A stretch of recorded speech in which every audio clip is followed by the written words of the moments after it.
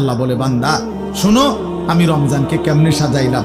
1 পুরা মাস রোজা, 2 প্রতিদিন ইফতার, 3 প্রতিদিন সাহারি, 4 প্রতিদিন 20 রাকাত তারাবি, 5 শেষ দশকে এতেকাফ, 6 শেষ দশকের বেজর রাত্রিতে শবে কদর, এরপরে 7 একটা নফল একটা ফরজের সমান, 8 একটা ফরজ 70টা ফরজের সমান, 9 প্রথম দশক রহমত, 10 মাঝখানের দশক মাগফিরাত, 11 শেষ দশক জাহান্নাম থেকে মুক্তি।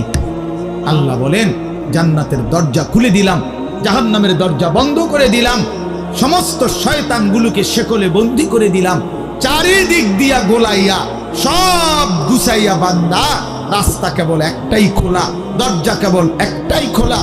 পুরা রমজান রাতে আসো, দিনে আসো, দুপুরে আসো, শুধু আমার গোলামি করবা, গুনাহ ছেড়ে দিবা, আর একটা দরজা দিয়েই সবাই ঢুকবা, শুধুই জান্নাত, শুধুই জান্নাত, শুধুই জান্নাত, শুধুই জান্নাত।